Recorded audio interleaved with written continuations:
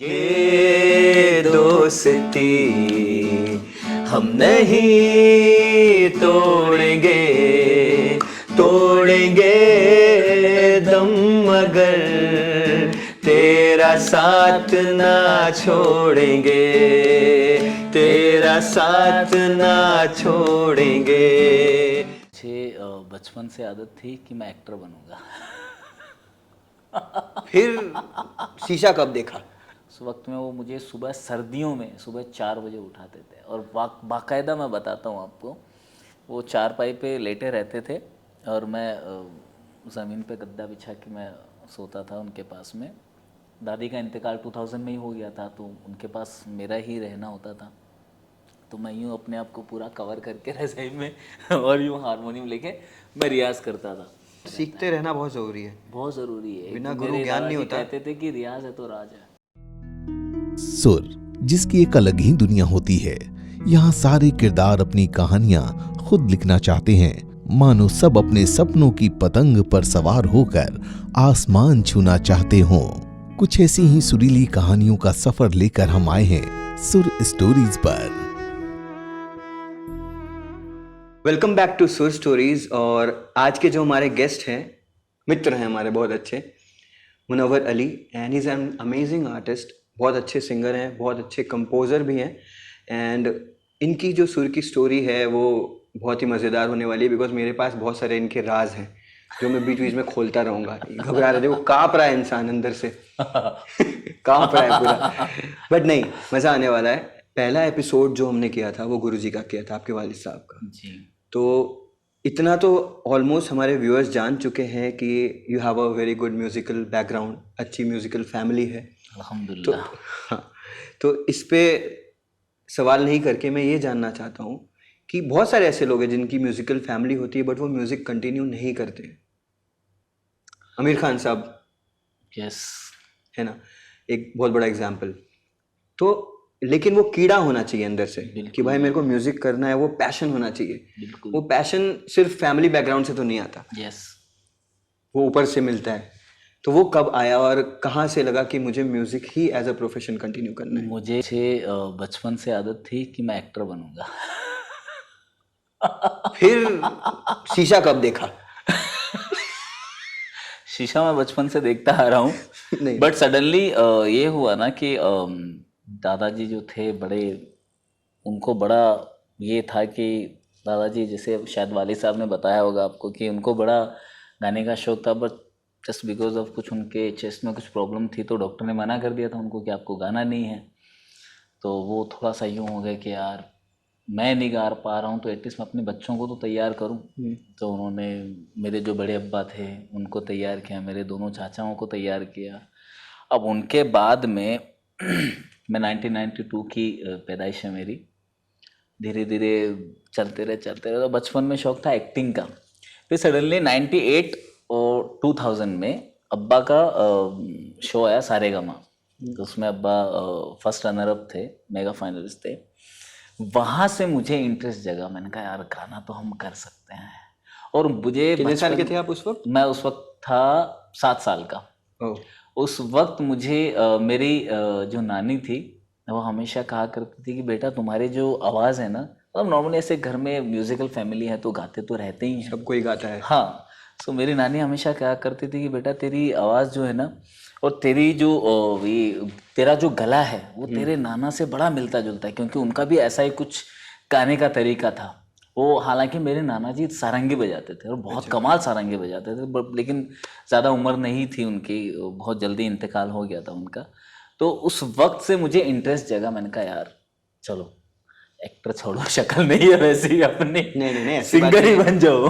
हर तरह के शक्ल वाले लोग आते हैं, विलन्स भी हाँ रहते हाँ, हैं। ये भी है, बट विलन वाले हम है नहीं ना, हम तो डायरेक्ट लीड एक्टर ही बन सकते हैं। या तो कुछ नहीं। या तो कुछ नहीं, वरना देखिए जल्द डायरेक्ट। आएगी आपकी मूवी, दुआ करेंगे हम। नहीं, आ चुकी है मूवी तो नहीं, बट सिंगल जरूर आ चुका है मेरा। खुद का पैसा लगा के। यस। चलिए प्लीज। सो वहाँ से मेरा इंटरेस्ट जागा। फिर दादाजी ने म्यूज़िक सिखाना शुरू किया, उनको मेरी आवाज़ उनको बड़ी पसंद थी। जो मेरे एक चाचा और थे जिनका राजस्थान में नहरें होती है, तो उनमें मेरे पैदा होने के अगले दिन, मैं 17 अगस्त को पैदा हुआ था और 18 अगस्त को वो शादी में गए हुए थे अपने दोस्तों के साथ में, तो नहर में नहाने के लिए उतरे थे। वहाँ पे बताते हैं सब लोग कि अचानक से पानी का बहाव तेज हो गया। सो उसमें मेरे जो चाचा थे वो उसमें डूब गए और उनका इंतकाल हो गया। बताते हैं कि 6-7 दिन के बाद उनकी बॉडी मिली थी और मैं एक ही दिन का था उस वक्त में। तो दादाजी को इसलिए भी वो था मेरे घर वालों को कि ये आया है, वो गए हैं तो एटलीस्ट ये आया है, तो कोई ना कोई है उनकी जगह पे। वहाँ से फिर उनको ये लगता था कि यार मेरा बच्चा था, तो इसको मैं, अगर वो ज़्यादा कुछ नहीं कर पाया तो एटलीस्ट इसको मैं सिखाऊं। तो उन्होंने वहाँ से फिर उन्होंने मुझे म्यूज़िक सिखाना शुरू किया। और ऐसा वक्त होता था, आजकल तो खैर क्या ही रियाज़ होता है, क्या ही रियाज़ करते हैं हम लोग।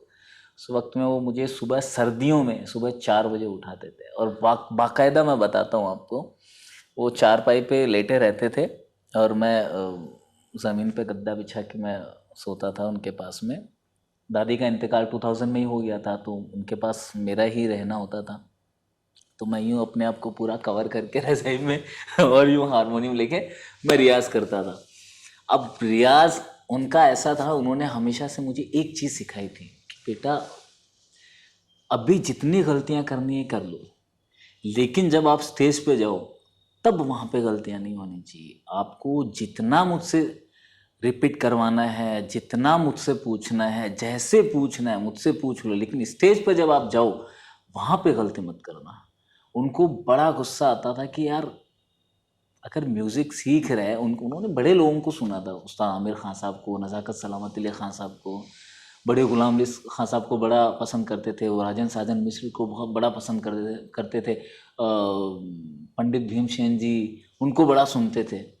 अब उनको, वो लोग उनके दिमाग में बैठे हुए, अब उनका ये था कि यार अगर बच्चा गा रहा है तो सुर इधर से इधर भी नहीं होना चाहिए। मैंने बाकायदा, वो ढोलक बजाते थे रियाज के वक्त में, मेरा 1-2 बार सुर इधर उधर हो गया था, उन्होंने लिटरली ढोलक मेरे मुंह पे मार दी, तो सुर कैसे हिलाते रहो। और आज हिलते रहते हैं, कोई कहने वाला नहीं है, क्योंकि आजकल ज़माना ही ऐसा आ गया है। आजकल जो भी रिकॉर्डिंग्स होती है, अभी तो ढोलक अगर मारेंगे दादाजी तो अब तो केस कर देगा पहले पोता। नहीं, लेकिन असली रियाज वही होता था। एक्चुअली आज वो पहले चीज़ें का रही जो नहीं। माहौल था ना टीचिंग का, हम लोग को अपने सर से डर लगता था। गुरुजी, मैं जब सीखने ज़्यादा, मैंने लेट शुरुआत की बिकॉज मेरा ऐसा कोई म्यूजिकल बैकग्राउंड नहीं रहा है क्लासिकल का। तो जब मैंने सीखना चालू किया जहाँ से, तो मेरे गुरुजी, शिशिर गुरुजी सबसे पहले, तो उनके पास जब मैं जाता था सीखने, तो हमारे यहाँ कल्चर है गुरु का पैर छूना है, ठीक है, पैर छुआ सबके। फिर जो मेरी गुरु माँ है वो आई उस दिन, तो हम लोग, मेरे को ये नहीं पता था कि मेरे को इनका भी पैर छूना है। तो मैं वहाँ पे 10-12 बच्चे थे, तो वहाँ पे बड़ा मैं, हाँ बहुत जुबिन बहुत अच्छा गाता है, तो बड़ा फेमस वो 10-12 लोगों में। तो मेरा हाँ कॉलर ऐसे खड़ा, इम्प्रेशन है मेरा एक अच्छा, बहुत अच्छा। फिर एक दिन गुरु माँ आई, उस दिन मेरे को गुरु जी ने बोला कि हाँ गाना सुना, उन्होंने बजाया, मैंने गाया, खुश हो गया, अच्छा भैया सब अच्छा हो गया। तारीफ करने की बारी आई, उसके पहले मेरे को उन्होंने जो डांट लगाई भाई, कि तमीज़ नहीं है, ये नहीं है, वो नहीं है, तुमने पैर नहीं छुआ, तुमको पुराने ये लोग, हाँ अरे भाई। और जो मैं अपने आप को समझ रहा था वो उन्होंने तुरंत जमीन में उतार दिया मेरे को। सब खत्म। लेकिन वही गुरुजी हैं जिन्होंने मेरे को ये भी कहा था कि जुबिन, बिकॉज अभी सिंगिंग में बहुत कंपटीशन है और तुम कुछ चीज़ें हैं जो क्रिएट अच्छा कर लेते हो, मेरे को ऐसा लगता है तुमको मैं कुछ देता हूँ तो तुम अच्छा बना के लाते हो, तुम कंपोज करने में ध्यान लगाओ। I know that. तो मेरे को ये ऐसा लगा कि मैं कहाँ से कंपोज कर पाऊंगा, इतनी बड़ी चीज़ है। तो मेरे को 3-4 साल तक मेरे से कुछ कंपोज ही नहीं हो पाया। अरे कि मैं कहाँ से होगा मेरे से, गुरुजी पूछते रहते थे, वो पटना रहते थे। वही मैं सोच रहा हूँ, 2012 में तो हम लोग मिले थे। आप कम से कम 6-7 साल तो आपने कुछ कंपोज किया नहीं, हो ही नहीं पाता था ना। सडनली कंपोजर कहाँ बन गए भाई है। मेरे को ऐसा लगता था कि भाई मैं तो सीखा हुआ नहीं हूँ, मैं कहाँ से कंपोज करूँगा। फिर सडनली एक बार ऐसा इंसिडेंस हुआ कि मेरे को मौका मिला कि भाई फिल्म के लिए गाना करना है, छोटी फिल्म थी, फिल्म के लिए गाना करना है। तो मैंने एक्सेप्ट किया, हाँ सर मैं करता हूँ, कंपोज करता हूँ मैं, वो वाली, हाँ सार्थक। ठीक है, तो अब करने का मौका मिल गया और मैंने उनको एक्सेप्ट कर लिया। फिर एक दिन में कुछ बना के भेजना था तो बना के भेजा, बहुत अच्छा गाना था लेकिन वो, है ना, बन गया ठीक ठाक, राइट। और तब आई रियलाइज कि मैं कंपोज कर सकता हूँ। एग्जैक्टली। फिर गुरुजी को मैंने फ़ोन करके बोला, गुरुजी मैंने कुछ कंपोज किया है। बोला अच्छा है जुबिन, लगे रहो और सीखते रहो, फिर धीरे धीरे धीरे सबसे धीरे आ ज़्यादा जाएगा। उन्हीं को खुशी होगी क्योंकि हमारे जो गुरु हैं सबसे ज़्यादा हमारे माँ बाप से भी ज़्यादा जो हमारे गुरु है जो हमें सिखाते हैं उनको सबसे ज़्यादा खुशी वही होती है आपके कि यार, दादाजी जिस हिसाब से आपको सिखाते थे वो हर किसी को नसीब नहीं है। अगर बिल्कुल। हर किसी को नसीब होता तो शायद बहुत सारे सिंगर आपके जैसे भी और होते हैं। इकलौते ऐसे वो गुरु थे जो सामने पैसे देते थे, बोले लो तुम रियाज करने आओ, मैं तुमको पैसे दे रहा हूँ। ओहो। और उस वक्त में हमें वो 2003, 4, 5 में 10-12 साल के हम थे, उस वक्त में हमें वो 10 रुपये देते थे, बोले ये लो पैसे, रियाज करने आओ। सुबह 4 बजे से ओहो। 6 बजे तक रियाज, 7 बजे स्कूल, 1 बजे आते थे। 10 रुपए कौन से साल में? 2004-5 में। अरे यार 10 रुपए के लिए तो मैं दशहरे का इंतजार करता था कि दशहरा आएगा, नवमी के दिन मेरे चाचा जी 10 रुपए देंगे। वो मेरे को हमें बता देते दिया होता, मैं राजस्थान पहुंच गया होता यार रोज। नहीं, बट सीरियसली वो हमें देते थे। और लकी इंसान है यार सुबह ये। 4 बजे से 6 बजे तक रियाज, उसके बाद 7 से 1 स्कूल, 3 से 4 फ्री, खेल लो जितना खेलना है, जो करना है करो। 5 बजे से 8 बजे तक फिर रियाज। वाह। 9 बजे बुजुर्ग है गांव में जल्दी सो जाते हैं, 9 बजे सो जाते थे, 4 बजे सुबह उठना, और ये रोज का रूटीन था। और आज लिटरली तरस रहे हैं कि कोई सिखाने वाला मिल जाए या कोई ऐसा हो जो भले ही सामने से पैसे ना दे, हमसे ले ले, लेकिन दिल से सिखाए। वो चीज़ आज ढूंढने पर ही नहीं मिल रही है क्योंकि सब कमर्शियल हो गया पैसे बहुत के कुछ। पीछे दौड़ने लग गए हैं। हैं बहुत सारे ऐसे टीचर्स हैं, गुरु हैं, बट वो उनको खोजना मुश्किल है कि बहुत कौन, मुश्किल है, बहुत है ना, मुश्किल है। कि भाई एग्जैक्टली। कौन से कमर्शियल हैं कौन से ये मुश्किल है, बट एक ना एक दिन जरूर मिलेंगे। वही है कि इंसान रियाज अपना अच्छा कायम रखे और अपनी चीज़ों पे रहे तो ज़्यादा नहीं अच्छा बट रहता सीखते है। रहना बहुत जरूरी है। बहुत ज़रूरी है। बिना एक गुरु मेरे ज्ञान नहीं दादाजी होता। कहते थे कि रियाज है तो राज है। राइट। रियाज करना बहुत ज़रूरी है और वो चीज़ आज खलती है। जब वो थे तो ये लगता था अरे यार फिर रियाज करने के लिए बुला रहे हैं। आज जब वो चले गए तो तरस रहे हैं कि यार वो बैठे होते तो उन्हें सुनाते, हम लोग रियाज करते। ठीक है, एक ना एक दिन सबको जाना ही होता है। राइट। बहुत जल्दी चले गए, 98 ईयर्स की उम्र में भी है। जोक्स अबाउट, बट सीरियसली हमें आज भी ये लगता है कि बहुत जल्दी चले गए हो। ठीक क्योंकि सबसे ज़्यादा वक्त हमारा, मतलब मेरी पैदाइश के वक्त घर में 2 इंतकाल हुए थे। फिर 6 साल का था तो मेरे दादी का इंतकाल हुआ। उसके बाद में हमें रियलाइज़ हुआ ही नहीं कि मौत जैसी भी कोई चीज़ होती है। बहुत अच्छा। तो जब उनका इंतकाल हुआ तो बड़ी तकलीफ भी हुई। बड़े हम, मतलब मेरे अब्बा, चाचा, गुरुजी तो बहुत ज्यादा कनेक्टेड है। 98 ईयर्स, मतलब बहुत आदमी की उम्र, बहुत काफ़ी है, अभी के मतलब समय के लिए तो बहुत ज्यादा है, बहुत ज़्यादा है। डेढ़ गुना। एग्जैक्टली। फिर भी हम बड़े बड़े, मतलब दिल से इसलिए रोना आ रहा था कि वो कहते हैं कि बाप घर की छत होता है, तो वो छत टूट जाती है तो फिर इंसान कुछ नहीं रहता। बिल्कुल। वो चले जाने के बाद बड़ा आज भी रियलाइज होता है वो कुछ खालीपन तो चीज़ें। कोई नहीं भर सकता, बट कोई नहीं भरता, एग्जैक्टली कोई भर ही नहीं सकता। बट आज भी रियलाइज़ होता है कि उनकी कुछ कुछ चीज़ें हैं जो हमें वो राग यमन में हमें सिखाते थे, बागेश्वरी में कुछ कुछ चीज़ें थी। तो कुछ कुछ मैं गाने सुनता हूँ तो बड़ी याद आती है उनको, उनकी कि यार ये चीज़ें वो लगाते थे, ये चीज़ें वो सिखाते थे। खैर वक्त वक्त की बात है। सबसे पहला रियलिटी शो कौन सा किया था? मैंने सबसे पहले रियलिटी शो किया था 2008 में अब्बा के साथ में, वार परिवार। अच्छा। और वो उस वक्त तो मतलब 14-15 साल के थे, मतलब इतने भी दिखते बहुत मजबूत बड़े नहीं थे, थे। वीडियो में देखा है। हाँ। दिखते 14-15 साल के नहीं थे। आज कितने साल का लग रहा हूँ मैं?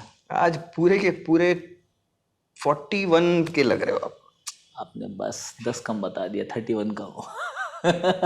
सो या 2008 में एक शो आया था, तो उसमें मैं था, मेरे अब्बा थे और मेरे तनवीर भाई। कज़न भाई थे, तनवीर भाई। अब वो शो एक्चुअली अब्बा की वजह से हम लोग उस शो में गए थे, क्योंकि अब्बा को बहुत अच्छे से जानते थे, जो जिनका शो था वही उन्होंने जिन्होंने सारेगामा किया था। तो फिर भी ऑडिशन सबको ही देना पड़ता, कोई भी हो भले। ऑडिशन दिया, अब्बा माशाल्लाह माशाल्लाह, मतलब उनको खूब सेहत तंदुरुस्ती दे, खूब लंबी उम्र अता फरमाए। उनका जो गाना है रियाज है उनका, बड़ा सुकून का है। तो उनके गाने की वजह से हमारा सिलेक्शन हुआ था। एक उन्होंने के साथ बोला दो मैं फ्री। एक रियलिटी शो में मैं अपने बच्चों को आगे बढ़ाने के लिए गया था, उन्होंने हाँ। बोला है वो, समझ एक के रहा हूँ। साथ दो, वो उन्होंने सिर्फ हमारे लिए ही वो शो किया था कि यार, और हमारी वाइल्ड कार्ड एंट्री हुई थी उसमें। हाँ पता है, वो लोगों ने एपिसोड देखा होगा, जिन्होंने नहीं देखा होगा, do watch that first episode of हाँ, मोहम्मद तो रमजान गुरुजी। उसमें उन्होंने बड़ा बड़ा बड़ा बेहतरीन हुआ था वो, और बहुत अच्छा रिस्पॉन्स आया था। बट फिर से जो आजकल जो चीज़ें चल रही है कि मैं आपको जानता हूँ और आपसे मैंने ये कह दिया कि इनको सेलेक्ट ना करना, हमें सेलेक्ट कर देना, वो चीज़ हमारे साथ हो गई। तो उस वजह से हम लिंक लोग, अप्स मैटर करते हैं वहाँ पे, रेफरेंसेस मैटर कर जाते हैं कहीं ना कहीं। हाँ, ये बहुत ज़रूरी है कि आपके रिलेशन अच्छे हो सबके साथ, कांटेक्ट अच्छे हो, बट इसका ये मतलब नहीं है कि किसी अच्छे को आप हटा दो और आप अपनी चीज़ें अंदर डाल दो। वो चीज़ थोड़ी गलत ठीक है, लगती है मुझे। पूरा सब कुछ एकदम प्योर नहीं हो सकता, इंडस्ट्री पर है, होना चाहिए। होना जरूर चाहिए, बट हो नहीं सकता, ये फैक्ट है, क्योंकि हर तरह के लोग हैं, हर तरह। नहीं, लेकिन एक वक्त आएगा, ये कंफर्म है, एक वक्त आएगा कि लोग भी अच्छे होंगे, गाने भी अच्छे बनेंगे और सिंगर्स भी अच्छे होंगे। अभी आपको क्या लगता है, सिंगर्स अच्छे नहीं हैं या हैं? मैं ऐसा नहीं कहता नहीं, कि प्लीज कोई किसी बात में। सिंगर्स, मैं ऐसा नहीं बोलूंगा कि सिंगर्स अच्छे नहीं, सिंगर्स बहुत अच्छे हैं, लेकिन कंपोजर अच्छे नहीं है, गाने नहीं अच्छे मिल रहे हैं, कंपोजर भी बहुत अच्छे हैं। तो फिर क्या problem लेकिन ऑडियंस जो है, उन्होंने ऐसे ऐसे सिंगर्स को सुनना पसंद कर लिया है, ऐसे ऐसे कंपोजिशन, ऐसी धुनें उन्होंने सुननी शुरू कर दी है, जो मैं ये नहीं कह रहा कि मैं अच्छा, बहुत अच्छा सिंगर हूँ या मुझे ज़्यादा इल्म है, मुझे बिल्कुल भी मतलब ऐसा नहीं है। जो आता है थोड़ा बहुत, मुझे जो आता है मैं कोशिश करता हूँ अच्छा करने की। लेकिन अभी जो वक्त चल रहा है, अभी चल रहा है कॉपियाँ, कि इसका जेरोक्स ये आ गया, इसका जेरोक्स ये आ गया, और उन चीज़ों को लोग फॉलो कर रहे हैं कि जेरोक्स मशीन का आविष्कार हो गया है हाँ, और इंस्टाग्राम ज़्यादा पे, ही हो गया है वो, इंस्टाग्राम पे स्पेशली। हाँ। और मसला ये भी चल रहा है कि अरिजीत सिंह जैसे, फॉर एग्जांपल अरिजीत सिंह 25 लाख रुपए ले रहे हैं एक गाने का, तो एक काम करो ना यार, 2 लाख में उनकी कॉपियाँ बहुत हैं और वो हिट हो रही हैं, उनको बड़ी बड़ी म्यूजिक हिट कंपनियां कैसे? साइन कर रही हैं। साइन करिए, बट हिट कैसे? उनकी खुद की तो पहचान नहीं बन पा रही होगी, उससे अगर वो फर्क उनको नहीं कॉपी पड़ता है कर ना, रहे तो। उससे फर्क नहीं पड़ता, क्योंकि वैसी ऑडियंस भी तो नहीं रही ना। ऑडियंस को चाहिए बस कि बस वो टूटा हुआ दिल है। अरे आप अगर किसी को फॉलो कर रहे हैं, किसी को कॉपी कर रहे हैं, तो करो ना भाई, अरिजीत सिंह जैसा क्लासिकल गाओ, उसकी जैसे चीज़ें लेके आओ। आप मुंह बंद करके दबा के आप यहाँ से जो गाना गा रहे हैं, उसका ये मतलब नहीं है कि आप अरिजीत सिंह है भाई। उसने बहुत रियाज किया, उन्होंने बड़ी मेहनत की है। और आजकल के जो सिंगर्स हैं, उनके 10-12 गाने हिट होते ही उनकी, पहले तो, सबसे पहले तो आधे से ज़्यादा उनके बटन खुल जाते हैं कि हमसे बड़ा तो कोई है ही नहीं। आज अरिजीत सिंह इतने डाउन टू अर्थ हैं, इतने, मैं उनसे बाकायदा मिला हूँ, उनसे मेरी बातचीत हुई है, ज़्यादा नहीं हुई, करीब 5 से 10 मिनट हुई है, बट वो इतने डाउन टू अर्थ हैं। वो आज भी स्कूटी पे घूमते हैं, रोड पे नॉर्मली कैलकाटा में निकल जाते हैं, आज भी शो करने वो साफा बांध के, नॉर्मल साफा, दुपट्टा जिस तरह का कुछ होता है, वो नीचे धोती या कुछ भी डाल के, चप्पल पहन के शो करने चले जाते हैं। अरिजीत सिंह है, वैसे भी वो कुछ भी करेंगे तो वो ट्रेंड बन जाएगा बिल्कुल, बट वैसे मुकाम वो पर भी है। अच्छा कर सकते हैं ना, नहीं, अच्छा ही, बिल्कुल, उनको लेकिन इन उनको चीजों से फर्क जरूरत नहीं। है नहीं। आजकल के सिंगर्स देखो, उनको सबको, किसी को नाइकी के शूज चाहिए, किसी को जॉर्डन के चाहिए। तेरा घर बिक जाएगा, हाँ, 80,000 के शूज। 80,000 के शूज है, बताओ, ये चल रहे हैं आजकल, चल रहे हैं काचा बादाम जैसे गाने चल रहे हैं, ऑडियंस उनको सुन रही है, बताओ। अभी रिसेंटली क्या चल रहा है? बदोबदी। बदोबदी तगड़ा हिट हो गया, बताओ। और हम यहाँ पे अच्छे खासे रोज इंस्टाग्राम पे अच्छे अच्छे रील बना के डाल रहे हैं, उन पे रिस्पॉन्स नहीं आ रहा। 1000, उन पे लोग 1500, 2000, 3000 व्यूज। हाँ, इतने तो आ ही जाते हैं, खैर। वही मैं जानता उसमें भी वो बेचारे जो वो हैं, जो हमें जानते हैं, वो हमें लाइक करे, उसमें भी कुछ कुछ किसी तीसरे के लोगों पास। को एक्चुअली ना एंटरटेनमेंट चाहिए आजकल। एंटरटेनमेंट बहुत ज़रूरी है, हम मानते हैं। पुराने ज़माने में भी होता था, रफ़ी साहब गाते थे, किशोर कुमार साहब गाते थे, मन्ना डे साहब गाते थे, मुकेश जी गाते थे, वो चारों के चारों चल रहे थे उस वक्त में। मैं भी रिसेंट की बात बताता हूँ। मैं एक किसी, मैं नाम नहीं बताऊंगा उनका, नहीं, बता मैं दीजिए नाम, हम नहीं, तो, अच्छा मुझे नहीं व्यूज आ लगेगा जाएगा। किसी का, बट मैं एक रिकॉर्डिंग के लिए, मुझे किसी ने फ़ोन किया कि मुनव्वर ज़रा आप आ जाइए रिकॉर्डिंग के लिए, और ये गाना है। तो मैंने सुना, मैंने कहा ठीक है मैं आता हूँ। तो मैं रिकॉर्डिंग के लिए पहुँचा। तो मैंने जैसे ही गाना शुरू किया, वो बड़े सीधे सीधे दिख रहे थे, और जैसे नहीं। उन्होंने मुंह खोला, थे नहीं। मैंने गाना शुरू किया, तो सडनली उन्होंने मुझे मतलब बीच में टोका, अरे यार क्या कर रहे हो, ये पूरा मोहम्मद अजीज, सोनू निगम, रफ़ी साहब, ये सब टाइम गया उनका। और मैं लिटरली, मुझे बुरा लग रहा। मैंने कहा यार बड़े म्यूजिक डायरेक्टर हैं, इनको मैं कुछ कह नहीं सकता। उन्होंने सडनली ऐसा कहा मेरी खुद की, मैंने कहा यार ऐसा कैसे बोल रहे, लेकिन मैं बदतमीजी से बात नहीं कर सकता, ऑब्वियस सी बात है, वो बड़े हैं हमारे। उन्होंने ऐसा कहा, मुझे बड़ा गुस्सा आया। मैंने कहा भाई किसकी बात कर रहे हो तुम, ये जो उनके नाम पे तुम कमा खा रहे हो, ये जो चीज़ें तुम कंपोज कर रहे हो वो उनके गाने सुन सुन के तुम कर रहे हो, और उनके बारे में तुम बोलो। बोले आजकल जो सिंगर चल रहे हैं, बोले स्टेबिन बेन है, उनके जैसा गाओ, साज भट्ट है, राज बर्मन है। अरे मैंने कहा यार वो लोग वो अपनी स्टूडियो इंडिविजुअल में आके तो खुद गाते ही नहीं है। मैं ये सबके सामने कह सकता हूँ, वो स्टूडियो में आके नहीं गाते हैं। आधे से ज्यादा मैंने सुना है कि वो अपने घर से रिकॉर्ड करके भेजते हैं। आधे से ज्यादा लोगों से मैंने सुना है कि भाई उनसे ढंग से गाया नहीं जाता, खाली आवाज के दम पे चल रहे हैं। आवाज के दम पे भाई आतिफ असलम बहुत अच्छा गाते हैं, वो वाकई डिजर्व करते हैं। आप उनकी कॉपी बनने की क्यों कोशिश कर रहे हो? अरिजीत सिंह बहुत अच्छा गाते हैं। आज अरिजीत सिंह तो चल रहे हैं, वो डिजर्विंग है बंदे, लेकिन जो बाकी जो लोग चल रहे हैं उन पे मुझे अफसोस होता है। सोनू जी के गाने कम आ रहे हैं और इन लोगों के ज़्यादा आ रहे हैं गाने। तो ये ऑडियंस ऐसी हो गई है, म्यूजिक कंपनियां ऐसी हो गई है, लोग ऐसे हो गए हैं सुनने वाले, जो उनको अच्छा सुनना ही नहीं है। और फिर वो कहते हैं कि यार मज़ा नहीं आ रहा, यार ये नहीं आ रहा, वो नहीं आ रहा। म्यूजिक कंपनियां आए दिन ऐसे ऐसे सिंगर्स को साइन कर रहे हैं जो सारी कॉपियां हैं। भाई बड़ी मेहनत करी है उन लोगों ने, जिनकी जिस म्यूजिक डायरेक्टर ने बुराई की, उन्होंने बड़ी मेहनत की है। रफ़ी साहब ने पूरी जिंदगी अपनी इसमें लगा दी। नहीं, सोनू रफी जी ने साहब की अपनी तो बुराई पूरी, करने वाला पहले वो खुद ही सोचना चाहिए कि क्या बोल रहा है वो इंसान। मैं उसके म्यूजिक बाद में मेरा इंडस्ट्री में होने दिल के ही बाद खट्टा हो गया। मैंने कहा यार कैसे आदमी, यार ये ऐसे बात करो। लिटरली उन्होंने मुझे कहा बोले ऐसी आवाज़ नहीं चलेगी मुनव्वर, कैसी ऐसे आवाज चाहिए? उनको चाहिए स्टेबिन बेन, तो साज स्टेबिन भट्ट। बेन से गवा ले। स्टेबिन बेन उनके खर्चे में नहीं आ पाएगा, उनके बजट में नहीं आ पाएगा, इसलिए। तो और फिर सस्ता कोई स्टेबिन बेन ले ले, आजकल कॉपी तो है ही हाँ ना। कॉपी बहुत है ना, लेकिन जो कॉपियां हैं वो कितनी सुर में गाएगी वो आपसे बेहतर कोई नहीं जान सकता। आपने भी कितने लोगों को सिंग रिकॉर्ड किया है, आपको भी पता है। हमने साथ में कितनी रिकॉर्डिंग की है, हमने कितने लोगों को सुना है, हमने कितने शो जज किए हैं साथ में बैठ के, आपको बहुत अच्छे से बेहतर पता है। आजकल ये हो गया कि एक गिटार पे लेके आपने गाना गाना शुरू कर दिया, आप सिंगर बन गए। मेरे और सबसे ज्यादा इस चीज के रिस्पॉन्सिबल है उनके पेरेंट्स।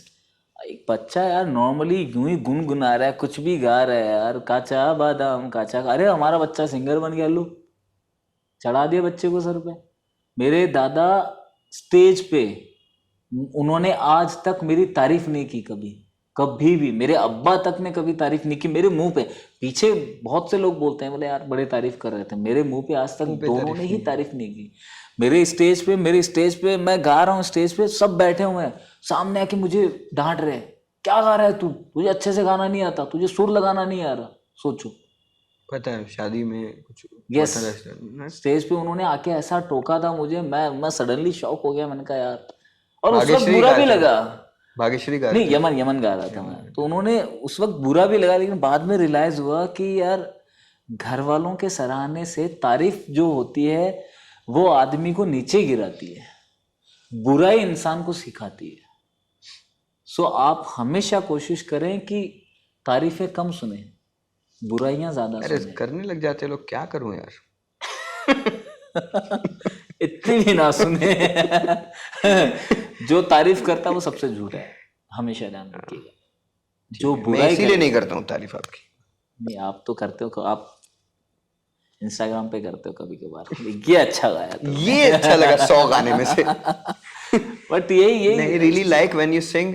कुछ मेरे को एक्चुअली रीजन, एक कभी कभी क्या होता है ना कि आप किसी सिंगर को इतना ज्यादा सुनते हो ना, कहीं ना कहीं आपकी आवाज उनसे सिमिलर हो जाती है। एग्जैक्टली। ठीक है, बिकॉज आप उनको इतना सुनते हो कि वो आपके अंदर बस जाता है कहीं ना कहीं। Exactly, yes. तो उनकी कुछ कुछ बारीकियां हैं जो आपके अंदर बैठ जाएंगी, जो अच्छी चीजें भी बैठ जाती है। एक ऑडियंस के तौर पे सुनता है ना, तो वो तुरंत बोलता है कॉपी कर रहा है।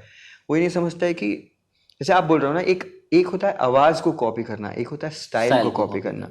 तो दोनों अलग चीजें। एक यस आवाज को जो कॉपी करता है वो स्टेज के लिए अच्छा है, ऑडियंस यस के लिए अच्छा है। बिल्कुल ऑडियंस को सस्ते में वो सिंगर मिल गया, मतलब अगर यस फॉर एग्जाम्पल अगर रफ़ी साहब को, सोनू निगम भी रफ़ी साहब को गाते थे राइट बिल्कुल शुरू में, बिल्कुल। तो उनसे ही इंस्पायर होकर उन्होंने कहीं ना कहीं बहुत सी चीजें की होंगी राइट। बट रफ़ी साहब को गाने वाले बहुत सिंगर थे और सब हिट थे। सब हिट थे। मोहम्मद अजीज साहब ले लीजिए, अनवर साहब ले लीजिए, शब्बीर कुमार साहब ले लीजिए, सोनू जी ले लीजिए। उसके बाद में एक और सिंगर थे, मैं उनका नाम भूल रहा हूँ, बहुत अच्छे सिंगर थे, मुझे नाम कल याद बता नहीं आ देना, रहा है। चलो आप कल हाँ, मिलेंगे। तो बहुत सिंगर्स हैं जो हिट हुए हैं। लेकिन बट फिर बाद में उन लोग ने डेवलप किया अपनी वॉइस को, यस अपना यस स्टाइल डेवलप यस किया राइट। बिल्कुल बिल्कुल बिल्कुल। जैसे ये दिल सॉन्ग है इसका, सोनू जी का, परदेश मूवी का परदेश जो मूवी का। सॉन्ग है, तो उन्होंने बोला कि मैंने माइकल जैक्सन का कुछ स्टाइल वो जो, यस तो वो सब स्टाइल उन्होंने लाया। तो getting inspired from some big artist is good. Yes आप you can not stick to his voice, क्योंकि वो उनकी आवाज है यार, आप उस आवाज को कॉपी ना करो, स्टाइल कॉपी करो, आप मैं खुद अंदाज पहले, कॉपी मैं कर खुद सकते हो। बहुत मेरा बहुत ज़्यादा सोनू जी में, रफ़ी साहब में इंटरेस्ट था, तो मेरा बहुत पहले लगता था। मुझे बहुत से लोग नहीं, मैंने बोलते भी कई बार बोला है। थे हाँ, बट मैंने धीरे धीरे मैंने खुद ने अपनी चीज़ें मैंने अवॉइड किया। मैंने कहा ऑलरेडी सोनू जी जब इतने लीजेंड्स बैठे हुए हैं तो मेरी क्या वहाँ पे वो होगी। मैंने खुद ने अपनी चीज़ें चेंज की। लेकिन इसका ये मतलब नहीं है कि यार मैं अगर अपना नया लेके आ रहा हूँ, अपनी वॉइस ओरिजिनलिटी में लेके आ रहा हूँ, तो इसका ये मतलब नहीं है कि आप उस चीज़ को इग्नोर कर दो कि यार ये पुराना ज़माना हो गया, ये पूरा सूफी कवाली वो वाला हो गया। वो नहीं है भाई।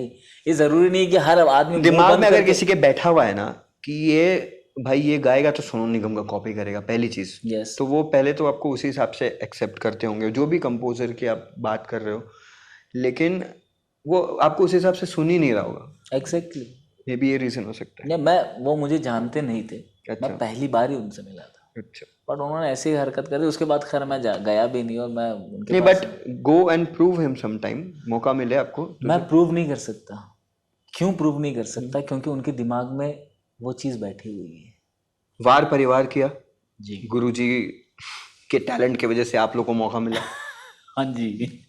फिर आपके खुद के टैलेंट की वजह से भी एक बहुत बड़ा रियलिटी शो किया था आपने, म्यूजिक का म्यूजिक का महामुकाबला। महामुकाबला। वहां कैसे पहुंचे?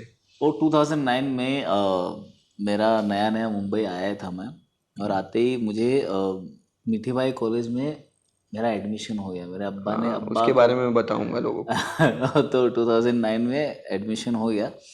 तो मैं जब रोज़ स्कूल जाता था तो मेरे पास, कॉलेज में स्कूल चले सॉरी कॉलेज जब मैं जाता था बस में, तो मेरे पास फ़ोन था नोकिया 2600। ओके। उसमें कुछ भी नहीं था, कीपैड वाला था। हम्म। तो मेरे एक दोस्त के पास चाइनीज़ फ़ोन था। 8 स्पीकर वाला था क्या? नहीं, सिंगल ही था। अच्छा। तो मैंने उसको बोला, मैंने कहा यार मैं कॉलेज जाता हूँ और कॉलेज में बोर होता हूँ यार, मुझे तेरा मोबाइल दे दे, मैं ईयरफोन लगा के मैं गाने सुनता रहूँगा। तो उसने बोला ठीक है भाई, बड़ा अच्छा बेचारा था, उसने मुझे दे दिया। एफएम में रोज़ एडवर्टाइजमेंट आता था कि म्यूज़िक का महामुकाबला का ऑडिशन हो रहा है कांदिवली में, तो अगर आप देना चाहते हैं तो आप ये कीजिए वो कीजिए। तो रोज़ सुनता गया, 2 दिन 4 दिन 5 दिन 6 दिन 10 दिन हो गया। तो मैंने एक दिन अब्बा को फ़ोन किया, मैंने कहा अब्बा ऐसा ऐसा शो आ रहा है, कर लूँ क्या, ऑडिशन दे दूँ क्या, कर तू क्या, मतलब ऑडिशन दे दूँ क्या? बोले हाँ हाँ जाओ, देख लो तुम्हारी मर्ज़ी है, अगर तुमको जाना है तो जाओ, कोई दिक्कत नहीं है। मैंने कहा ठीक है। तो मैं अकेला ही था उस वक्त में यहाँ। तो मैं कांदिवली पहुँच गया, पहला राउंड में गया तो मैंने वो गाना गाया था शुक्रानुल्लाह, और उस वक्त वो हिट हुआ था 2009 में। वो गाया तो अच्छा हो गया। उन्होंने कहा वेरी गुड, पहले राउंड क्लियर किया, दूसरा फिर किया, तीसरा फिर एक और राउंड था। फिर चौथे राउंड में हमें 2-2 सिंगर्स को गाना था एक साथ। तो आप बोले कि आप गाइए, दोनों को एक कोई गाना डिसाइड कर लिए। तो मेरे साथ में कोई लड़का था, उसने, हम लोग ने डिसाइड किया पहली पहली बार बलिए। तो हम लोग ने दोनों ने डिसाइड किया, मैंने कहा इसका एडलिप ही गाते हैं, वो ज़्यादा अच्छा है। तेरी एक चुमन से जागा, ये उसने भी बड़ा अच्छा गाया, तो मेरा भी अच्छा हो गया। कौन था वो दूसरा बोल? तो मुझे याद नहीं है, वो पता नहीं कौन था, वो ऑडिशन तक ही थे बेचारे, वो तो बाद में आउट हो गए। तो बड़ा अच्छा रिस्पॉन्स, उनको बड़ा मज़ा आया, बोला यार अच्छा गा रहे हैं दोनों लड़के। तो दोनों को ही सिलेक्ट कर लिया उन्होंने। और हमारा फिर इन्फिनिटी अंधेरी में, इसके पीछे राइजा क्लासिक बिल्डिंग है, वहाँ पे हम लोग को बुलाया गया।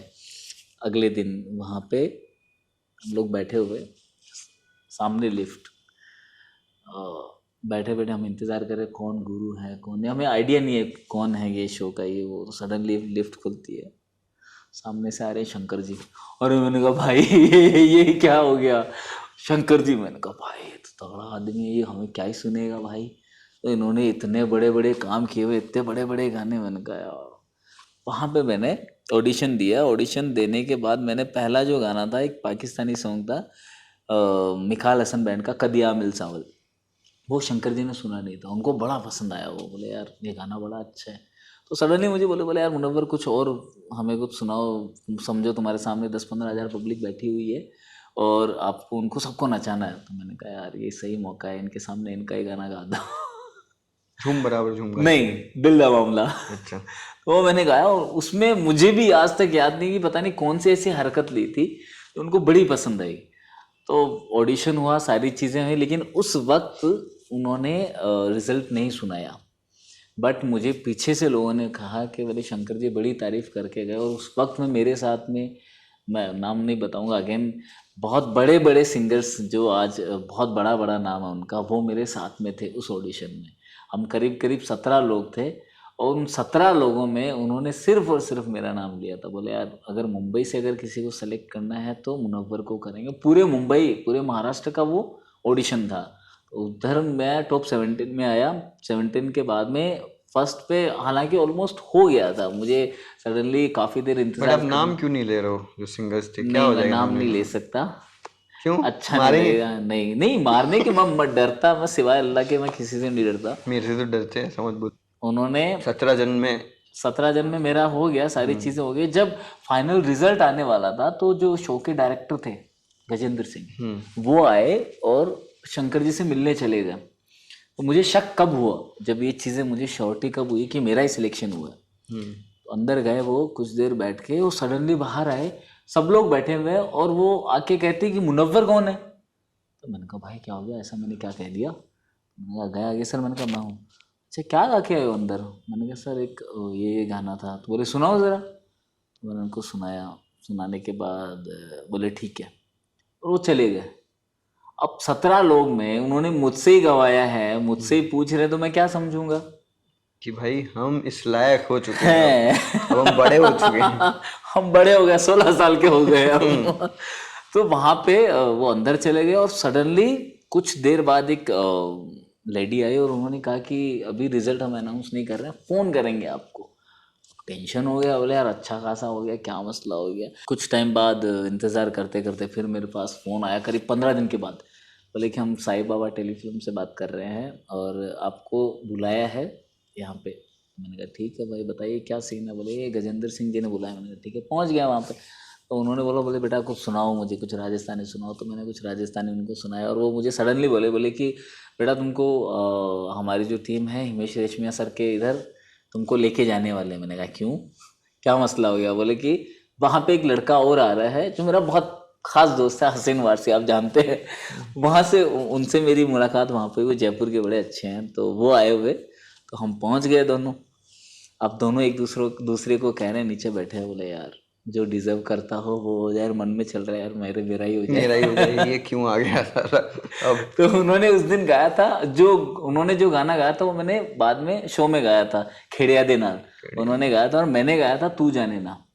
तो अच्छा हुआ, उनको पसंद आया, उन्होंने मुझे सिलेक्ट कर लिया। सिलेक्ट करने के बाद में शो में, हालांकि उस शो में मेरे ज़्यादा गाने नहीं थे, 2 ही गाने थे, क्योंकि ऑलरेडी इतना बड़ा शो था वो। मतलब उसमें 18 सिंगर्स ऐसे थे जो किसी न किसी रियलिटी शो से आए हुए हैं और 6 सिंगर्स थे जो छुपा रुस्तम जिनको कहते थे। हाँ, आप छुपा रुस्तम थे। यस, हम जो है छुपा रुस्तम थे। तो मैं फाइनली हिमेश जी की टीम में मैं गया था और पहला गाना मेरा वही खेड़िया था, दे नाल। खेड़िया दे नाल हुआ था। उसके बाद में अजूना आए बालमा मैंने गाया। उसी दौरान काफ़ी लोगों से मुलाकात भी हुई, बहुत अच्छा शो चला और सेमीफाइनल में हम लोग बाहर हो गए थे। तो वो मेरा सिंगल मेरा अकेले का वो पहला शो था। उसके बाद द वॉइस किया, बीच में सारेगामा भी किया। सारेगामा 2012 में किया था। उसके बाद में 2016 में भी मैंने ऑडिशन दिए थे। बट सडनली आजकल के रियलिटी शो का समझ में ही नहीं आता कि वो क्या चाहते हैं, क्यों चाहते हैं, पता नहीं उनको लोगों की गरीबी से क्या मतलब है। मतलब उनको क्या पड़ी है, किसके घर में क्या बन रहा है, कौन कितना खा रहा है, किसकी माँ चावल मांग रही है या किसके अब्बा बूट पॉलिश कर रहे हैं, पता नहीं क्यों उनको टैलेंट से तो मतलब है ही नहीं।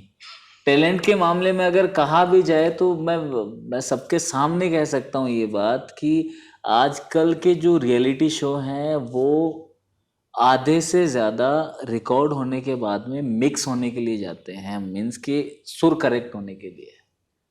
और वो जो अच्छे नहीं हो पाते हैं लाइव में, तो उनसे शो होने के बाद में स्टूडियो में जाके फिर से रिकॉर्ड करवाया जाता है। अच्छा, एक्चुअली सोशल मीडिया रीच के लिए वो कराया जाता है, सोशल मीडिया पे बट रीच आप अच्छा है। बाकी लोगों को खराब कर रहे हैं ना। भाई वो शो इसलिए ही बनाया जा रहा है कि वो एक शो नहीं, सीरियल है। ऐसा थोड़ी 2007 का सारेगामा कितना हिट हुआ था, लाइव गाते थे। 2009 में म्यूजिक का महामुकाबला कितना हिट हुआ था, सबसे महंगा शो था अब तक का, कितना हिट हुआ था, सब लाइव गाते थे, उसमें तो हम लोग कोई मिक्सिंग नहीं करते थे। इवन मेरा 2019 में द वॉइस हुआ, उसमें मेरा गाना मिक्स हुआ, और मुझे आज तक समझ में नहीं आता कि क्यों कर रहे हैं वो। उनको सुर में दिखाना अच्छी बात है, लेकिन रियलिटी शो का मतलब ये है कि आप अगर किसी सिंगर को लेके आ रहे हैं तो उसकी ओरिजिनलिटी दिखाओ, आप लोगों को उसके ओरिजिनल सुर दिखाओ।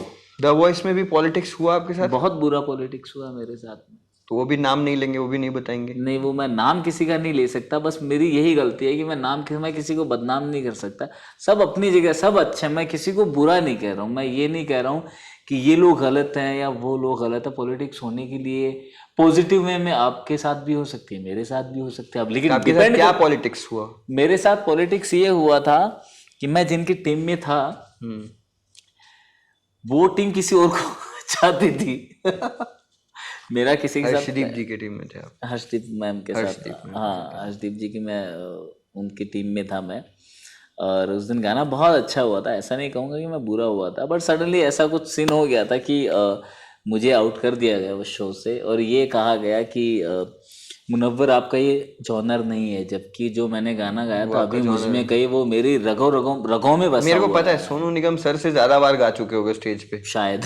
मैंने तो कई बार मना कर दिया है कि भाई अभी मुझ में कहीं मत गाना, मत गाना।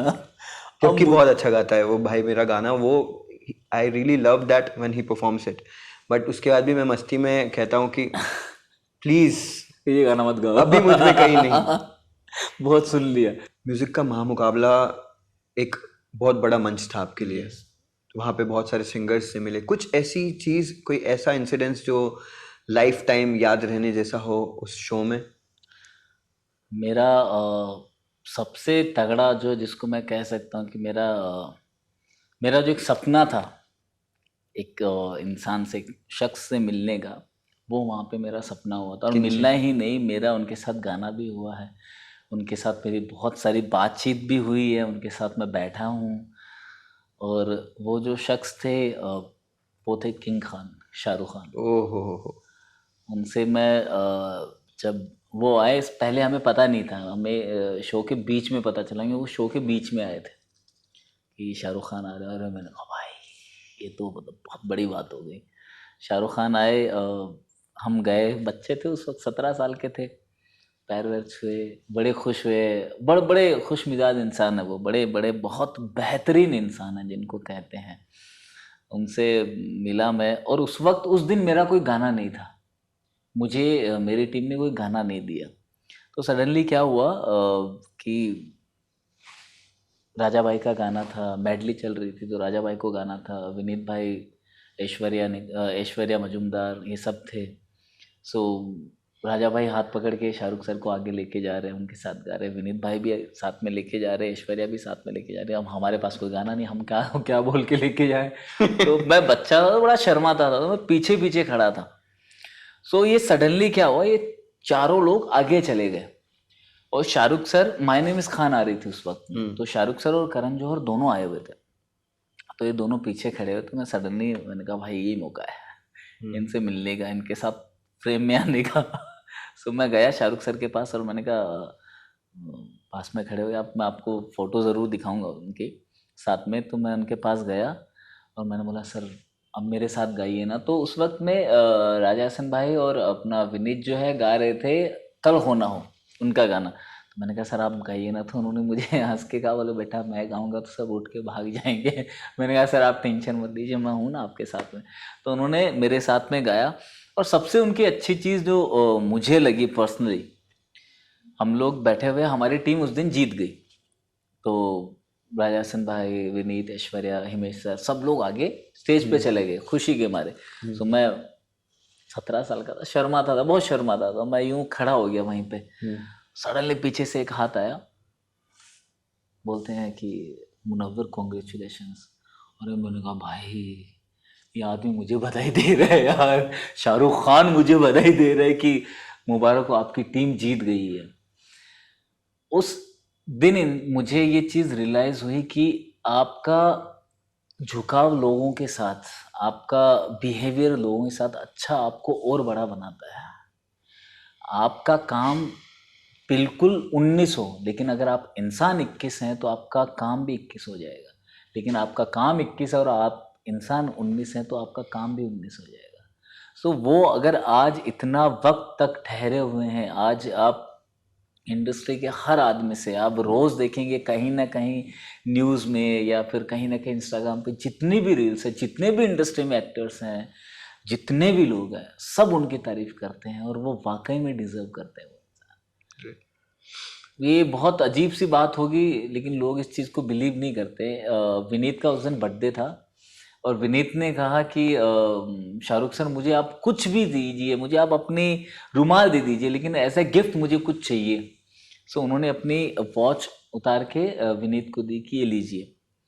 तो सडनली उनको बाद में रियलाइज़ हुआ कि ये मेरी वॉच जो है कंटिन्यूटी में चल रही है उनकी मूवी के लिए, और वो काफ़ी महंगी वॉच थी तो उनको मंगाना वक्त लग जाता और मूवी कंटिन्यू चल रही थी। तो उन्होंने कहा कि विनीत एक काम करो, कल घर पे आ जाओ, मैं घर पे आपको वॉच देता हूँ। अब सब यही सोचेंगे यार ये इतना बड़ा आदमी है, क्या ही बुलाएगा बुलाएगा और क्या कुछ देगा। और यकीन मानिए आप, अगले दिन शाहरुख सर ने विनीत भाई को घर पे बुलाया, घर पे बुला के उनको गिफ्ट, उनको वॉच की। इतना मेरे हिसाब से आज के वक्त में नहीं कर सकता। नहीं, उनको क्या फर्क पड़ता है कितने सिंगर्स हैं। एग्जैक्टली, और वो याद रखे हुए हैं, सबसे बड़ी बात वो है, बड़ी चीज। और आज भी वो इंसान इतने, मैंने जावेद अली भाई जो सिंगर हैं उनसे मैंने उनकी तारीफ सुनी कि मुनव्वर वो एक ऐसे इकलौते इंडस्ट्री में आर्टिस्ट हैं या एक्टर हैं जो आर्टिस्ट की बड़ी कदर करते हैं वो, और बहुत मुश्किल से ऐसे लोग मिलते हैं। क्या बात है। और उनको वाकई में उनकी माँ की जो दुआओं का जो असर है ना, वाकई में वो लगता है, माँ बाप की दुआओं का जो असर है उनमें वाकई में। और वो इंसान ज़मीन से जुड़े हुए हैं तो उनकी शक्ल पे, उनके चेहरे पे, उनकी बातों पे पता चलता है। तो मेरे हिसाब से अगर आदमी अगर बने तो वैसा बने। शाहरुख खान हर वक्त हर कोई नहीं बन सकता। एक चीज़, बिकॉज बहुत सारे ऐसे हमारे व्यूअर्स हैं, बहुत सारी ऐसी ऑडियंस है जो आर्टिस्ट हैं, जो सिंगर्स हैं। ये शो हमने उनके लिए ही रखा है कि कुछ ना कुछ सीखने मिले। जी, because you are an amazing singer. आपने बहुत सारी मूवीज़ के लिए गाया है। अल्हम्दुलिल्लाह। कंतारा मूवी, कांतारा में जी, हिंदी वर्जन में आपका गाना है, उस पर भी एक मेरे को एक सवाल है, इस सवाल के बाद वो भी पूछूंगा जी।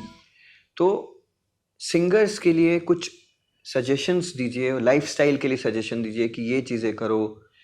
आप कैसा रियाज करते हो अपनी आवाज़ को मेंटेन करने के लिए? क्या कुछ तो बिना रियाज इम्प्रूव तो करोगे नहीं। यस, और आप और पीछे चले जाओगे। यस। राइट, क्वालिटी और बुरी होती जाएगी सिंगिंग में। तो मेरा पॉइंट है, कुछ ऐसा बताओ आप सिंगर्स को, म्यूजिशियंस को, डू दिस, मैंने ऐसा रियाज किया है तो मैं आज ऐसा गा पा रहा हूँ। बड़े जो खान साहब जो थे, बड़े जो लोग थे खान साहब, जिन्होंने बड़ी अच्छी तैयारियां की थी, जो जिन्होंने हमें म्यूज़िक बताया है कि ऐसा होता है, उनका एक कहना था कि सा लगाना आ जाए तो गाना ही आ जाए।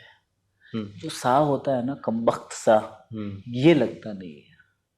और आज के वक्त के जो सिंगर्स हैं उनका मेरा वही कहना है कि आज के सिंगर्स तुरंत एक गाना सुनते हैं, उसको याद करते हैं और सिंगर बन जाते हैं।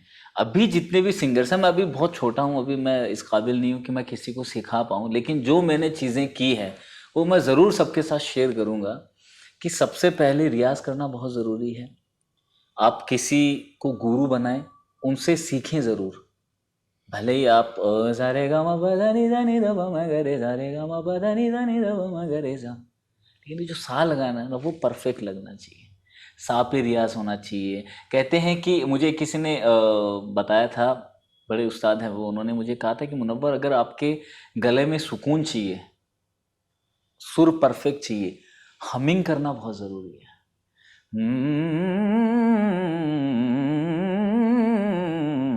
वो गाना यहाँ से होता है, यहाँ से नहीं होता है। आजकल के जो सिंगर्स जो यहाँ से गा रहे हैं ना, वो यहाँ से नहीं होता। वो टेक्निक होती है कि आप हाई नोट्स लगा लो। अब उसको लोगों ने ट्रेंड बना दिया है, उसको, उस चीज़ को यहीं से गाना शुरू कर दिया आजकल। तो वो चीज़ बहुत गलत है। रियाज करना ज़रूरी है। सबसे इम्पोर्टेंट जो चीज़ है वो ये है कि आप अच्छे लोगों को सुनो। आप उस्ताद, भले ही आप किसी से सीख रहे हैं, लेकिन सुनने के लिए भी उस्ताद होना बहुत ज़रूरी है। मैंने अपने वक्त से अपने अब्बा को बहुत सुना है, लेकिन अब्बा के थ्रू मैंने मेहंदी हसन साहब को बहुत सुना है, रफ़ी साहब को मैंने बहुत सुना है, उस्ताद आमिर खान साहब को मैंने बहुत सुना है। मैंने उनके बाद में धीरे धीरे वक्त आया, मैंने सोनू जी को बड़ा सुना है। आज के वक्त के हिसाब से मैं अरिजीत सिंह को बड़ा सुनता हूँ, उनको बड़ा सुनता हूँ, कि उनका गाना बड़ा सुलझा हुआ है। इसीलिए अपनी जो चॉइस है वो अच्छी होनी बहुत ज़रूरी है, क्योंकि उससे बहुत फ़र्क पड़ता है। आप जिनको सुनते हैं, जिनको आप रोज़ देखते हैं, उनकी चीज़ें आप कॉपी करेंगे ही करेंगे। तो आपको अच्छे लोगों को सुनना बहुत ज़रूरी है। अच्छी बात है। कितनी मूवीज में अभी तक आपने गाना गा लिया?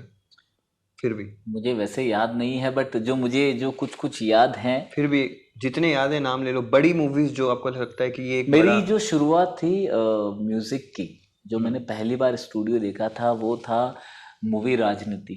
राजनीति, जी, अच्छा। और आदेश जी ने उस वक्त हमें बुलाया था। राजनीति मूवी में राष्ट्रगान हुआ था, तो मेरे लिए नहीं, बहुत बड़ी बात है। बहुत बड़ी बात है मेरे राष्ट्रगान लिए गाना कि is- it's मैंने a matter of proud। राष्ट्रगान से ही मेरी लाइफ की शुरुआत की वाह। है। जो पहला जो मेरा गाना कह सकते हैं, या आप जो कहें आप, मेरा उनके ही स्टूडियो में राष्ट्रगान मैंने सबसे पहले गाया था, राजनीति में। हालांकि नाम वगैरह उस वक्त वो मूवी के एंड में होता है, MP3 वगैरह उसका नहीं था, मूवी के एंड में है।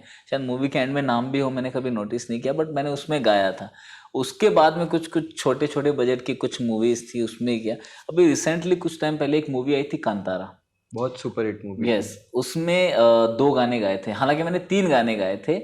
एक गाना थोड़ा मेरे टाइप का नहीं था, वो बहुत उलझा हुआ गाना था, सो वो गाना मेरा कैंसिल हुआ, और मैं गाने गाया था एक ही गाना। ओके। तो एक गाना उन्होंने सुनने के बाद, जब मेरा एक गाना हो तो उन्होंने कहा कि यार मुनव्वर भाई, यार एक गाना और है, वो कर लीजिए। फिर वो गाया तो उन्होंने एक और कहा, बोले एक गाना और है, वो कर लीजिए। तो हालांकि मेरे एक रोमांटिक सॉन्ग था, एक सैड सॉन्ग था। आप अगर मूवी देखेंगे तो बाइक पे जब वो अच्छा। एक्टर एक्ट्रेस जब घूमने जाते हैं, तो वहाँ पे गाना था, ओ मेरी जानिए तो मेरी हो ना, मैं ये जहाँ को बताऊं। एक गाना ये था। वो अच्छा है। एक जो झोपड़ी में ऐसा कुछ जो सीन है, बड़ा यस बहुत अच्छा रोमांटिक, यस मेरे को यस लगता है एक फीलिंग्स वाला कुछ यस गाना है। यस। वो 2 लाइन गुनगुना दीजिए जरा। ओ मेरी जानिए तू मेरी हो ना, मैं ये जहाँ को बताऊं, बंद हो जाए जो ये पलकें तेरा ही चेहरा पाऊं। ये गाना मैंने गाया था।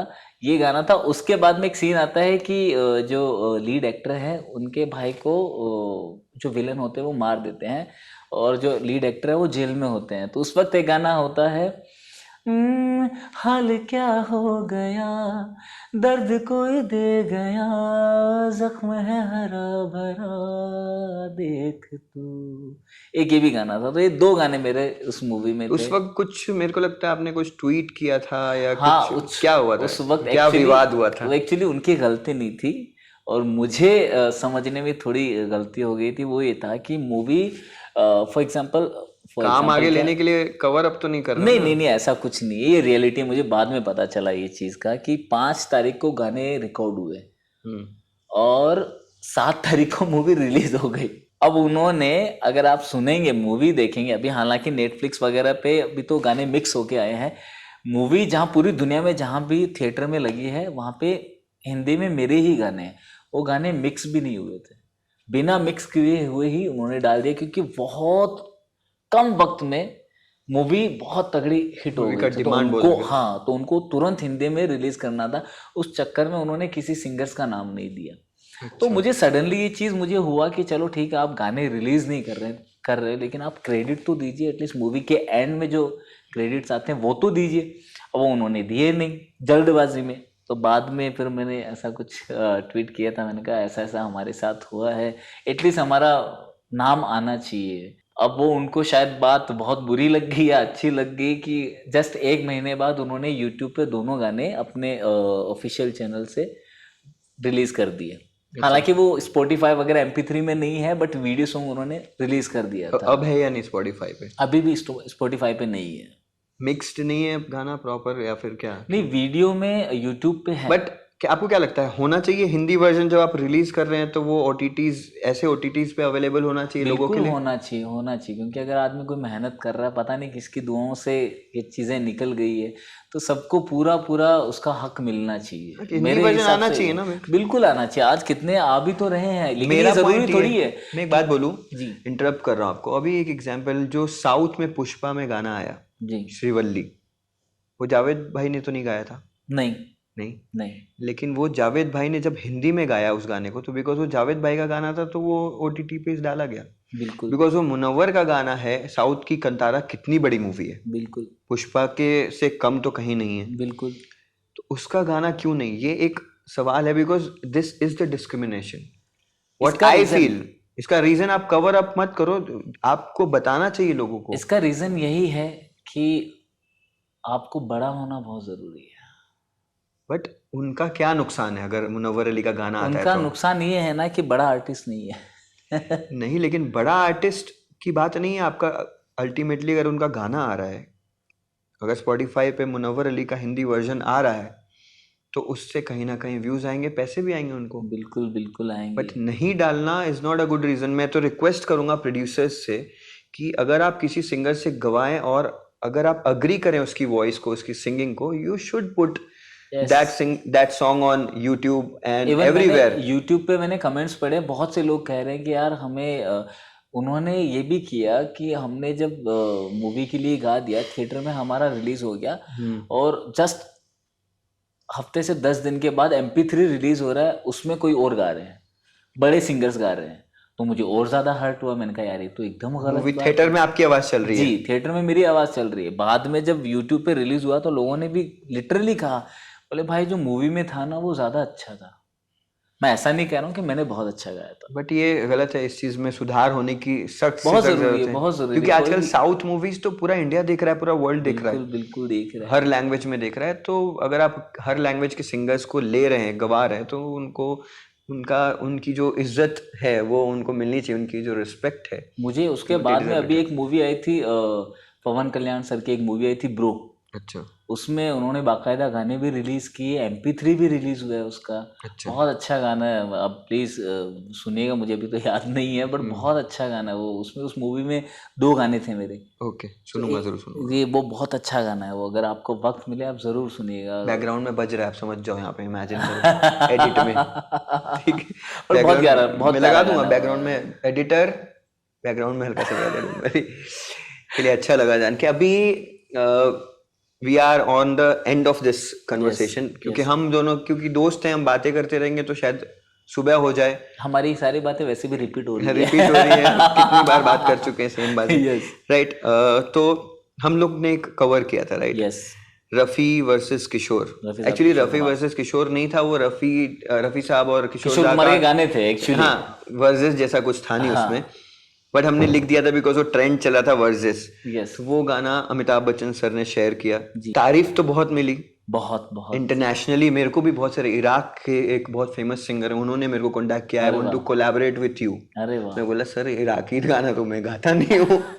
तो बोला नहीं, मैं हिंदी गाता हूँ। अरे वाह। और भी बहुत सारे US और बहुत अभी बहुत बड़े डायरेक्टर हैं, साद अली सर, उनका फोन आया, उनको उन्होंने तारीफ की कि भाई जुबिन एंड मुनव्वर तुम दोनों का गाना बहुत अच्छा है। अरे वाह, ये बहुत बड़ी बात है, बिल्कुल है ना? बिल्कुल। और भी बहुत सारे लोगों ने किया, लेकिन कुछ ऐसे लोग हैं जिन्होंने बहुत प्यारी प्यारी बातें, बहुत प्यारा प्यारा कमेंट किया है। अच्छा, मैं चाहूंगा कि वो प्लीज पढ़िए लोगों के सामने और जहां अभद्र भाषा का प्रयोग है उधर टी कर देना प्लीज, या उसको अर्ध प्रोनाउंस कर देना, आधा। अच्छा, ठीक है, लाइन से थोड़े थोड़े से पढ़ते जाइए, थोड़ा थोड़ा। किसी फर्किंग फर्किंग मनीष भाई ने लिखा है कि how techno music can murder the soul of the divine love songs. This video is the perfect example of how techno music can murder the most soulful songs of golden era of music. Sir इधर लाइए, क्या पढ़ रहे हो आप? अब देखो, बुराई पढ़ो कर दी इसे। हमारी। गाना सुनते ही एक रवीश सिंह राजपूत ने कमेंट किया, ऑटो ट्यून मशीन हेल्प्ड। कौन सी ऐसी मशीन है जो ऑटो ट्यून लगा के अच्छा कर देती है? बट यार इसमें अपना कुछ ऑटो ट्यून तो कुछ लगा ही नहीं यार। उनको पहले गाने की समझ ही नहीं है भाई, पहले तो गाने की समझ करो। भाई क्या नाम है इनका? इनका नाम है सैम SK 4323। सैम भाई माफी चाहते हैं हम आपसे। पैर छू रहा हूँ मैं। नहीं, पैर तो मैं नहीं छू सकता, बट मैं आपसे हाथ जोड़ के माफी चाहता हूँ। प्लीज आप ये वीडियो ना देखें आगे से। हाँ नाइस। अब इंडियन 8031 सर जो हैं उन्होंने कहा है, फालतू का वीडियो बनाया TRP के लिए, कमा खा टाइम पास। सर आपके पास इतना वक्त ही क्यों था जो आपने ये देखा? ये बच्चों का खेल बंद करो, सब गाने बिगाड़ दिए। सर आप प्लीज आप हमारे साथ आइए, हम आपके साथ कुछ गाना चाहते हैं। इनमें रिप्लाई मैं देता रहूंगा, आप बोलते रहिए। भाई क्यों दो लेजेंड्स की बेइज्जती करवा रहे हो? किशोर दा का अंदाज भी कॉपी नहीं कर सकता, न रफी साहब की आवाज, उनका अंदाज। प्रणाम। सर हमने कॉपी नहीं किया है, हमने उनके गानों को गाया है बस। हम उनके पैरों उनके की धूल भी नहीं है, बस we have just tried. Yes. और हमने हमारे अंदाज से गाया है। यस। ठीक है, उनको कॉपी करने की कोई कोशिश नहीं है। Both so loosely, never ever think to come close of both legends. बिल्कुल नहीं, हम तो सपने में भी नहीं सोच सकते। सवाल ही नहीं है। तो ये तो बात ही हटा दो। दोनों ने फालतू गाना गाया, इन्होंने 2 बार लिखा भाई, इतना बुरा लग गया इनको। 2 बार क्या लिखा है? सेम फालतू गाया है, यही पसंद है। सर आप आगे से मत सुनिए प्लीज, मेरी रिक्वेस्ट आपसे ये। ये प्लीज सुनिए, अभी नेक्स्ट गाना शायद आपको अच्छा लग जाए। प्लीज नहीं, आपको कभी भी नहीं लगेगा। जब आपको ये अच्छा नहीं लग रहा था, आपको कुछ भी अच्छा नहीं लगेगा। भाई कौन किशोर, कौन रफी, सब तो अरिजीत सिंह का कॉपी लग रहा है भाई। ये क्या बवासीर बना दिया है? कानों का इलाज करवाइए आप अपने। अगर अरिजीत सिंह का कॉपी आपको लग रहा है तो इसमें बुराई क्या है? मैं तो तारीफ थी या बुराई थी? मैं ये समझ नहीं पा रहा हूँ, इस बात को समझेंगे हम इत्मीनान से जी। They are so poor copy of legends. You are insulting the legends. Sorry, not up to the mark. Maybe new generation would like to hear these kids. चलो कोई तो पसंद करेगा। Fake Rafi singer better than fake Kishore Singh. ये साला एक साथ में दोनों की बेइज्जती कर गया। हमारी की है क्या? मेरे को फेक किशोर सिंगर। भाई हम किशोर कुमार साहब या रफी साहब बनने नहीं आए हैं इधर। हमने उनकी कॉपी नहीं की है, हमने उनके गाने सबको सुनाए हैं अपने अंदाज में बस। Absolute murder of songs, 2 great singers. Nup. This is not for me. Can't understand what my friend who shared it found in this. मतलब उनका कहना है कि भाई लिटरली मर्डर कर दिया गाने का, और उस दोस्त पे तरस आ रहा है इनको जिसने ये गाना उन्हें भेजा है। और हम उस दोस्त पे तरस नहीं, उस दोस्त पे फक्र कर रहे हैं। उनको थैंक यू बोलेगा जिन्होंने आपको गाना भेजा। Thank you so much. खत्म करते हैं तो बहुत लंबा हो जाएगा, बट खत्म करने के पहले let's Singh that medley together. या श्योर प्लीज। मैं चाहता हूँ कि आप गिटार ले लें। लाइए सर, गिटार लाइए। 1 2 1 2 3 गो। ये क्या हुआ, कैसे हुआ, कब हुआ, क्यों हुआ, जब हुआ तब हुआ, ओ छोड़ो ये ना सोचो, ये क्या हुआ। एहसान तेरा होगा मुझ पर, दिल चाहता है वो कहने दो मुझे, तुमसे मोहब्बत हो गई है मुझे, पलकों की छाँव में रहने दो, एहसान तेरा। छू कर मेरे मन को किया तूने क्या इशारा, बदला ये मौसम, लगे प्यारा जग सारा।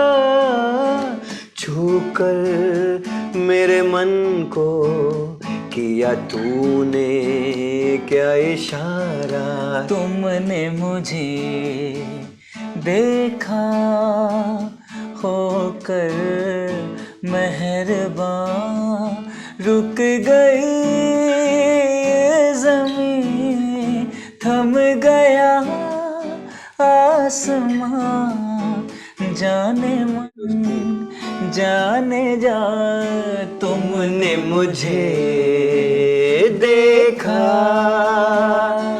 ये दोस्ती हम नहीं तोड़ेंगे, तोड़ेंगे दम मगर तेरा साथ ना छोड़ेंगे, तेरा साथ ना छोड़ेंगे, तेरा साथ ना छोड़ेंगे।